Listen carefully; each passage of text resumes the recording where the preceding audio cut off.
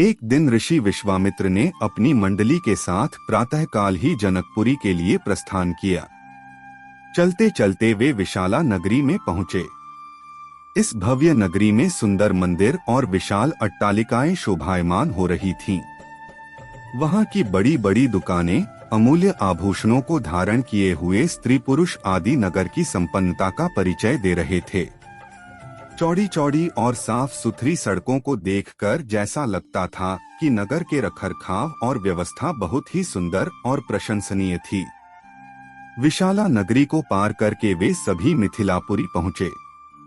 उन्होंने देखा कि नगर के बाहर सुरमय प्रदेश में एक मनोहर यज्ञशाला का निर्माण किया गया था और वहां पर विभिन्न प्रांतों से आए हुए वेदपाठी ब्राह्मण मधुर ध्वनि में वेद मंत्रों का सस्वर पाठ कर रहे थे। शोभायुक्त यज्ञ मंडप अत्यंत आकर्षक था, जिसे देखकर राम ने कहा, हे गुरुदेव, इस यज्ञशाला की छटा मेरे मन को मोह रही है और विद्वान ब्राह्मणों के आनंददायक मंत्रोच्चार को सुनकर मैं पुलकित हो रहा हूँ। कृपा करके इस यज्ञ मंडप के समीप ही हम लोगों के ठहरने की व्यवस्था करें ताकि वेद मंत्रों की ध्वनि हमारे मन मानस को निरंतर पवित्र करती रहे। जब राजा जनक को सूचना मिली कि ऋषि विश्वामित्र अपनी शिष्यों तथा अन्य ऋषि मुनियों के साथ जनकपुरी में पधारे हैं, तो उनके दर्शन के लिए वे राजपुरोहित शतानंद को लेकर यज्ञशाला पहुँचे। पाद्य अर्घ्य आदि से विश्वामित्र जी का पूजन करके राजा जनक बोले, हे महर्षि, आपने यहाँ पधार कर और दर्शन देकर हम लोगों को कृतार्थ कर दिया है। आपकी चरणधूलि से यह मिथिला नगरी पवित्र हो गई है। फिर राम और लक्ष्मण की ओर देखकर बोले, हे मुनिवर, आपके साथ ये परम तेजस्वी सिंहशावक जैसे अनुपम सौंदर्यशाली दोनों कुमार कौन हैं? इनकी वीरतापूर्ण आकृति देखकर प्रतीत होता है मानो ये किसी राजकुल के दीपक हैं। ऐसे सुंदर सुदर्शन कुमारों की उपस्थिति से यह यज्ञशाला वैसी ही शोभायुक्त हो गई है जैसे प्रातःकाल भगवान भुवन भास्कर के उदय होने पर प्राची दिशा सौंदर्य से परिपूर्ण हो जाती है। कृपा करके अवगत कराइए कि ये कौन हैं? कहां से आए हैं? इनके पिता और कुल का नाम क्या है? इस पर ऋषि विश्वामित्र ने राजा जनक से कहा, हे राजन, ये दोनों बालक वास्तव में राजकुमार हैं। ये अयोध्या नरेश सूर्यवंशी राजा दशरथ के पुत्र रामचंद्र और लक्ष्मण हैं। ये दोनों बड़े वीर और पराक्रमी हैं। इन्होंने सुबाहु, ताड़का आदि के साथ घोर युद्ध करके उनका नाश किया है। मारीच जैसे महाबली राक्षस को तो राम ने एक ही बाण से 100 योजन दूर समुद्र में फेंक दिया। अपने यज्ञ की रक्षा के लिए मैं इन्हें अयोध्यापति राजा दशरथ से मांगकर लाया था। मैंने इन्हें नाना प्रकार के अस्त्र शस्त्रों की शिक्षा प्रदान की है। इनके प्रयत्नों से मेरा यज्ञ निर्विघ्न तथा सफलतापूर्वक संपन्न हो गया।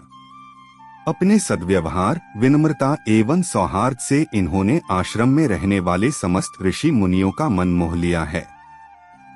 आपके इस महान धनुष्यज्ञ का उत्सव दिखाने के लिए मैं इन्हें यहाँ लाया हूँ। इस वृतांत को सुनकर राजा जनक बहुत प्रसन्न हुए और उन सबके ठहरने के लिए यथोचित व्यवस्था कर दिया। अब हम सुनते हैं अहल्या की कथा। प्रातःकाल राम और लक्ष्मण ऋषि विश्वामित्र के साथ मिथिलापुरी के वन उपवन आदि देखने के लिए निकले। एक उपवन में उन्होंने एक निर्जन स्थान देखा। राम बोले, गुरुदेव, यह स्थान देखने में तो आश्रम जैसा दिखाई देता है, किंतु क्या कारण है कि यहाँ कोई ऋषि या मुनि दृष्टिगोचर नहीं हो रहे हैं? इस पर विश्वामित्र जी ने कहा, यह स्थान कभी महात्मा गौतम का आश्रम था। वे अपनी पत्नी अहल्या के साथ यहाँ रहकर तपस्या करते थे। एक दिन गौतम ऋषि की अनुपस्थिति में इंद्र ने गौतम के वेश में आकर अहल्या से प्रणयाचना की। यद्यपि अहल्या ने इंद्र को पहचान लिया था, तो भी यह सोचकर कि मैं इतनी सौंदर्यशाली हूँ कि देवराज इंद्र स्वयं मुझसे प्रणयाचना कर रहे हैं, अपनी स्वीकृति दे दी। जब इंद्र अपने लोक लौट रहे थे, तभी अपने आश्रम को वापस आते हुए गौतम ऋषि की दृष्टि इंद्र पर पड़ी। उस समय इंद्र उन्हीं का वेश धारण किए हुए था। तत्काल वे सब कुछ समझ गए और उन्होंने इंद्र को शाप दे दिया। इसके बाद उन्होंने अपनी पत्नी को शाप दिया कि रे दुराचारिणी, तू हजारों वर्ष तक केवल हवा पीकर कष्ट उठाती हुई यहाँ राख में पड़ी रहे। जब राम इस वन में प्रवेश करेंगे तभी उनकी कृपा से तेरा उद्धार होगा, तभी तू अपना पूर्व शरीर धारण करके मेरे पास आ सकेगी। यह कहकर गौतम ऋषि इस आश्रम को छोड़कर हिमालय पर जाकर तपस्या करने चले गए। आथ हे राम, अब तुम आश्रम के अंदर जाकर अहल्या का उद्धार करो। विश्वामित्र जी की आज्ञा पाकर वे दोनों भाई आश्रम के भीतर प्रविष्ट हुए। वहां तपस्यारत अहल्या कहीं दिखाई नहीं दे रही थी, केवल उसका तेज संपूर्ण वातावरण में व्याप्त हो रहा था। जब अहल्या की दृष्टि राम पर पड़ी तो उनके पवित्र दर्शन पाकर वह एक बार फिर सुंदर नारी के रूप में दिखाई देने लगी। नारी रूप में अहल्या को सम्मुख पाकर राम और लक्ष्मण ने श्रद्धापूर्वक उनके चरण स्पर्श किए। तत्पश्चात उससे उचित आदर सत्कार ग्रहण कर वे मुनिराज के साथ पुनः मिथिलापुरी को लौट आए। राम से मिथिला के राजपुरोहित शतानंद जी विशेष रूप से प्रभावित हुए। शतानंद जी ने कहा, हे राम, आप बड़े सौभाग्यशाली हैं कि आपको विश्वामित्र जी गुरु के रूप में प्राप्त हुए हैं। वे बड़े ही प्रतापी और तेजस्वी महापुरुष हैं। ब्राह्मणत्व की प्राप्ति के पूर्व ऋषि विश्वामित्र बड़े पराक्रमी और प्रजावत्सल नरेश थे। प्रजापति के पुत्र कुश, कुश के पुत्र कुशनाभ और कुशनाभ के पुत्र राजा गाधी थे। ये सभी शूरवीर, पराक्रमी और धर्मपरायण थे। विश्वामित्र जी उन्हीं गाधी के पुत्र हैं। एक बार राजा विश्वामित्र अपनी सेना के साथ वशिष्ठ ऋषि के आश्रम में गए। चूंकि उस समय वशिष्ठ जी ईश्वर भक्ति में लीन होकर यज्ञ कर रहे थे, विश्वामित्र जी उन्हें प्रणाम करके वहीं बैठ गए। यज्ञ क्रिया से निवृत्त होने पर वशिष्ठ जी ने विश्वामित्र जी का बहुत आदर सत्कार किया और उनसे कुछ दिन आश्रम में ही रहकर आतिथ्य ग्रहण करने का अनुरोध किया। इस पर यह सोचकर कि मेरे साथ विशाल सेना है और सेना सहित मेरा आतिथ्य करने में वशिष्ठ जी को कष्ट होगा, विश्वामित्र जी ने नम्रता पूर्वक विदा होने की अनुमति मांगी। किंतु वशिष्ठ जी के अत्यधिक अनुरोध करने पर थोड़े दिनों के लिए राजा विश्वामित्र को उनका आतिथ्य स्वीकार करने के लिए विवश होना पड़ा। राजा विश्वामित्र के आतिथ्य स्वीकार कर लेने पर वशिष्ठ जी ने कामधेनु गौ का आह्वान किया और उससे विश्वामित्र तथा उनकी सेना के लिए 6 प्रकार के व्यंजन तथा समस्त प्रकार की सुविधाओं की व्यवस्था करने की प्रार्थना की। उनकी इस प्रार्थना को स्वीकार करके कामधेनु गौ ने सारी व्यवस्था कर दिया।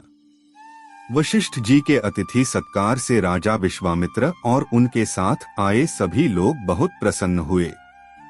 कामधेनु गौ का चमत्कार देखकर विश्वामित्र के मन में उस गौ को प्राप्त कर लेने की इच्छा जागृत हुई और उन्होंने वशिष्ठ जी से कहा कि ऋषिश्रेष्ठ, कामधेनु जैसी गौ तो किसी वनवासी के पास नहीं वरन राजा महाराजाओं के पास ही शोभा देती है। आथ आप इसे मुझे दे दीजिए। इसके बदले में मैं आपको सहस्त्रों स्वर्ण मुद्राएं दे सकता हूँ। इस पर वशिष्ठ जी बोले कि राजन, यह गौ ही मेरा जीवन है और इसे मैं किसी भी कीमत पर किसी को नहीं दे सकता। वशिष्ठ जी के इस प्रकार कहने पर विश्वामित्र ने बलात् उस गौ को पकड़ लेने की आज्ञा दे दी और सैनिकगण उस गौ को डंडे से मार मार कर हाँकने लगे। कामधेनु गौ ने क्रोधित होकर अपना बंधन छुड़ा लिया और वशिष्ठ जी के पास आकर विलाप करने लगी। वशिष्ठ जी बोले कि हे कामधेनु, मैं इस राजा को शाप भी नहीं दे सकता क्योंकि यह राजा मेरा अतिथि है और इसके पास विशाल सेना होने के कारण इससे युद्ध में भी विजय प्राप्त नहीं कर सकता। मैं अत्यंत विवश हूँ। वशिष्ठ जी के इन वचनों को सुनकर कामधेनु ने कहा कि हे ब्रह्मर्षि, क्या एक ब्राह्मण के बल के सामने क्षत्रिय का बल कभी श्रेष्ठ हो सकता है? आप मुझे आज्ञा दीजिए, मैं एक क्षण में इस क्षत्रिय राजा को उसकी विशाल सेना सहित नष्ट कर दूंगी। कोई अन्य उपाय न देखकर वशिष्ठ जी ने कामधेनु को अनुमति दे दी। आज्ञा पाते ही कामधेनु ने योग बल से पहनव सैनिकों की एक सेना उत्पन्न कर दिया और वह सेना विश्वामित्र की सेना के साथ युद्ध करने लगी।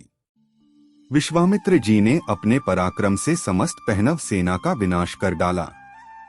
इस पर कामधेनु ने सहस्त्रों शक, ऊन, बर्वर, यवन और काम्बोज सैनिक उत्पन्न कर दिया। जब विश्वामित्र ने उन सैनिकों का भी वध कर डाला तो कामधेनु ने मारक शस्त्रास्त्रों से युक्त अत्यंत पराक्रमी योद्धाओं को उत्पन्न किया, जिन्होंने शीघ्र ही राजा विश्वामित्र की सेना को गाजर मूली की भांति काटना आरंभ कर दिया। अपनी सेना का नाश होते देख विश्वामित्र के 100 पुत्र अत्यंत कुपित हो वशिष्ठ जी को मारने दौड़े। परिणाम यह हुआ कि वशिष्ठ जी ने उनमें से एक पुत्र को छोड़कर शेष सभी को भस्म कर दिया। सेना तथा पुत्रों के नष्ट हो जाने से विश्वामित्र बड़े दुखी हुए। अपने बचे हुए पुत्र का राजतिलक कर वे तपस्या करने के लिए हिमालय की कंदराओं में चले गए। वहां पर उन्होंने कठोर तपस्या की और महादेव जी को प्रसन्न कर लिया। महादेव जी को प्रसन्न पाकर विश्वामित्र ने उनसे समस्त दिव्य शक्तियों के साथ संपूर्ण धनुर्विद्या के ज्ञान का वरदान प्राप्त कर लिया। इस प्रकार संपूर्ण धनुर्विद्या का ज्ञान प्राप्त करके विश्वामित्र बदला लेने के लिए वशिष्ठ जी के आश्रम में पहुंचे। वशिष्ठ जी को ललकार कर उन पर अग्निबाण चला दिया।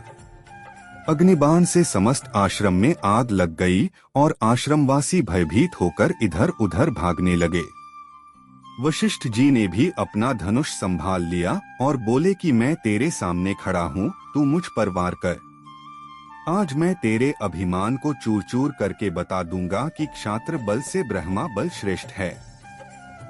क्रुद्ध होकर विश्वामित्र ने एक के बाद एक आग्नेयास्त्र, वरुणास्त्र, रुद्रास्त्र, ऐन्द्रास्त्र तथा पाशुपतास्त्र एक साथ छोड़ा, जिन्हें वशिष्ठ जी ने अपने मारक अस्त्रों से मार्ग में ही नष्ट कर दिया। इस पर विश्वामित्र ने और भी अधिक क्रोधित होकर मानव, मोहन, गांधर्व, जुम्भन, दारण, वज्र, ब्रह्मपाश, कालपाश, वरुणपाश, पिनाक, दंड, पैशाच, क्रौंच, धर्मचक्र, कालचक्र, विष्णुचक्र, वायव्य, मंथन, कंकाल, मूसल, विद्याधर, कालास्त्र आदि सभी अस्त्रों का प्रयोग कर डाला। वशिष्ठ जी ने उन सबको नष्ट करके ब्रह्मास्त्र छोड़ने के लिए जब अपना धनुष उठाया तो सब देव, किन्नर आदि भयभीत हो गए। किंतु वशिष्ठ जी तो उस समय अत्यंत क्रुद्ध हो रहे थे। उन्होंने ब्रह्मास्त्र छोड़ ही दिया। ब्रह्मास्त्र के भयंकर ज्योति और गगनभेदी नाद से सारा संसार पीड़ा से तड़पने लगा। सब ऋषि मुनि उनसे प्रार्थना करने लगे कि आपने विश्वामित्र को परास्त कर दिया है, अब आप ब्रह्मास्त्र से उत्पन्न हुई ज्वाला को शांत करें। इस प्रार्थना से द्रवित होकर उन्होंने ब्रह्मास्त्र को वापस बुलाया और मंत्रों से उसे शांत किया। पराजित होकर विश्वामित्र मणिहीन सर्प की भांति पृथ्वी पर बैठ गए और सोचने लगे कि निःसंदेह क्षात्र बल से ब्रह्मा बल ही श्रेष्ठ है।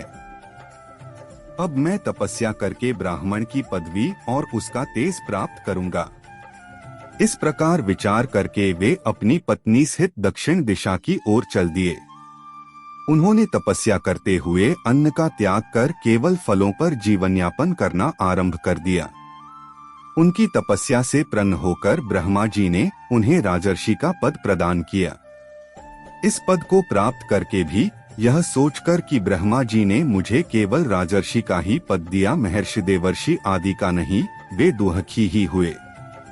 वे विचार करने लगे कि मेरी तपस्या अब भी अपूर्ण है, मुझे एक बार फिर से घोर तपस्या करना चाहिए। तो दोस्तों, मुझे आशा है कि ये वीडियो आपको पसंद आया होगा और इस वीडियो को शेयर करना न भूलें। जय श्री राम।